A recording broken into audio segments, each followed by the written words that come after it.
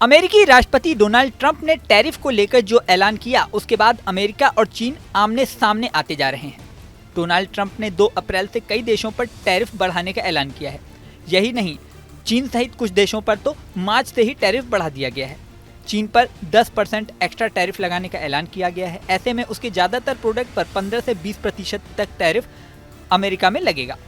वहीं चीन ने भी पलटवार करते हुए अमेरिका पर 15 से 20% टैरिफ बढ़ाने की घोषणा कर दी है। ज्यादातर कृषि उत्पादों पर टैरिफ बढ़ाया गया है।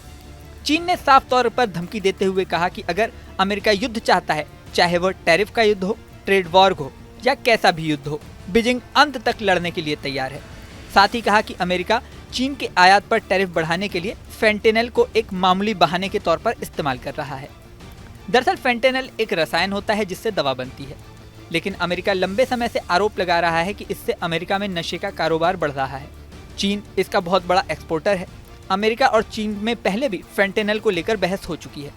अमेरिका टैरिफ बढ़ाने के पीछे फेंटेनल को भी वजह बता रहा है, जबकि चीन इसे बहाना बता रहा है। चीनी विदेश मंत्रालय के प्रवक्ता ने एक्स पोस्ट पर कहा कि चीन के साथ डराना धमकाना काम नहीं करेगा।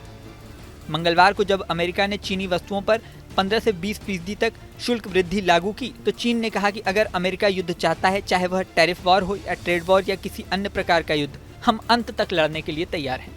अमेरिका के राष्ट्रपति डोनाल्ड ट्रंप ने बुधवार को भारत और चीन सहित अन्य देशों की ओर से ज्यादा टैरिफ लगाए जाने की आलोचना की। उन्होंने इसे बहुत ही अनुचित करार किया। ट्रंप ने कहा कि अगले महीने से जवाबी शुल्क लगाए जाएंगे।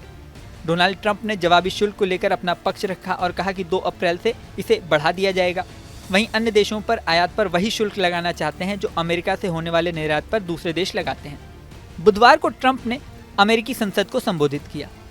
यहाँ उन्होंने कहा कि अन्य देश दशकों से हमारे खिलाफ ज्यादा शुल्क यानी ज्यादा टैरिफ लगाते रहे हैं। अब हमारी बारी है। हम उन देशों के खिलाफ उतना ही टैरिफ लगाएंगे जितना वो देश हमारे ऊपर लगा रहे हैं।